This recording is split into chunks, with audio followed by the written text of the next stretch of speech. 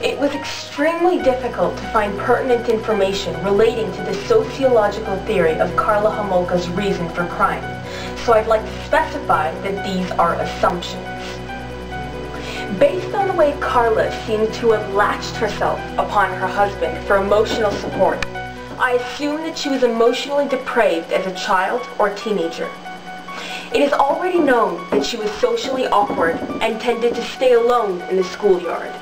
It is my hypothesis that due to all of this social isolation, she was so dazed by the compassionate way Bernardo treated her when they first met, she was only 17 at the time, that she emotionally fastened herself onto the man.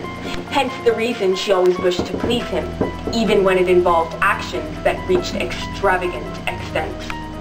Again, assuming that this is the case, it would be because of this predisposed dependence to her partner's acceptance that Bernardo was able to mend her to his will, successfully manipulating Karla into committing acts that she only agreed to in her vulnerable state, molded from childhood.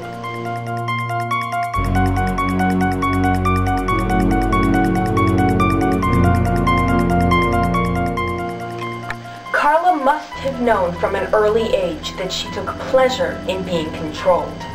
Her sadomasochistic relationship with Bernardo allowed her to explore the vast possibilities of these desires, permitting the couple to respectively delve into each other's sexual fantasies, and going farther than most normal couples would dare in order to achieve the distinct sexual thrill.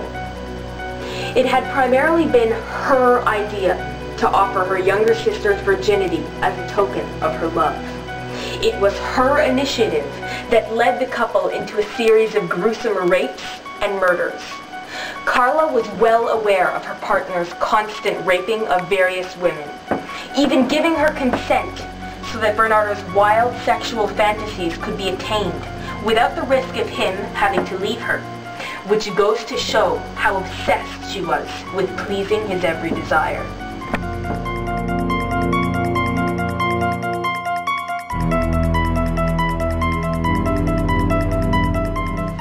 The biological theory is the one I think fits Karla's case the best, in the scenario where she is responsible for her actions.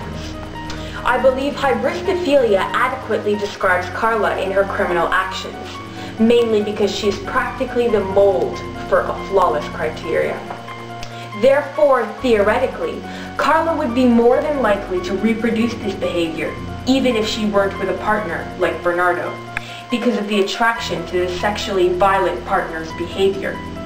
Chances are that had she not met Paul when she did, Karla would have gone in search of another partner capable of fulfilling these sexual fantasies. Like many other female hybristophiliacs that have taken their desires to an entirely new scale, Karla denies being responsible for her actions, claiming she was manipulated into wanting to give her husband everything he desired.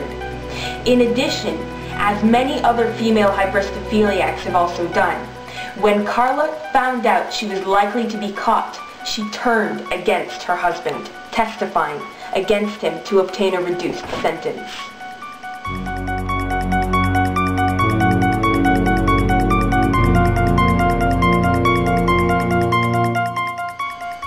What I did was terrible, and I was in a situation where I was unable to see clearly, where I was unable to ask for help, where I was completely overwhelmed in my life, and I regret it enormously, because now I know I had the power to stop all of that.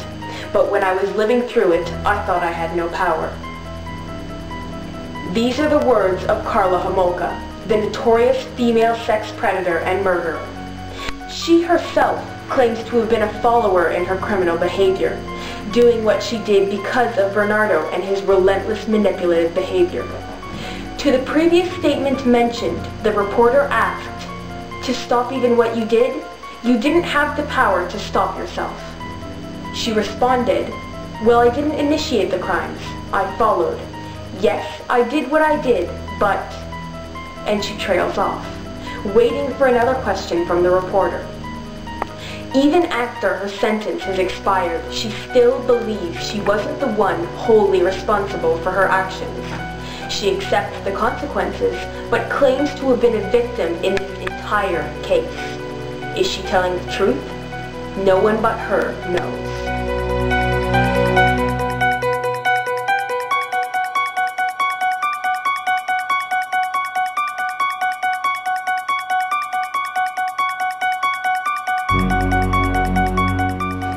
Karla Homolka's trial is one that will never be forgotten in the many years to come.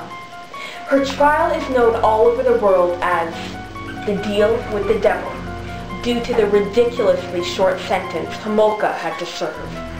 12 years. For the rape of 4 schoolgirls under the age of 16, the murder of 2, and the initial cause of her sister's accidental death. 12 years.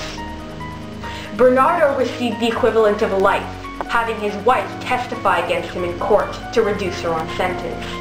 Karla's allocated time was determined as such because she constantly claimed being the victim, held under the thumb of manipulative Bernardo.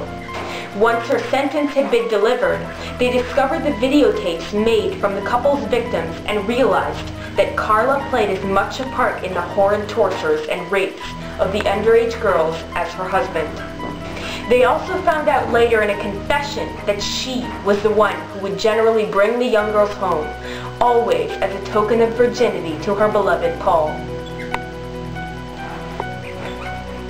But the verdict had been handed out, and there could be no changes. Many wanted Homolka dead, hence the reason she was later on forced to change her name and move to a currently unknown area. Do I deem that the sentence Homolka received was appropriate? Like so many other Canadians, I believe she did not serve the time she should have, that she manipulated the Canadian justice system with lies, and can't even, after all these years, acknowledge the fact that she was responsible for the deaths of the 3 girls and the permanent psychological trauma of another. In the interviews and reports I've seen, it's evident Homolka feels remorse for her crimes, yet she can't accept the fact that she had an active and keen participation in the grisly actions. Do I believe that the sentence Homolka received was appropriate? Absolutely not.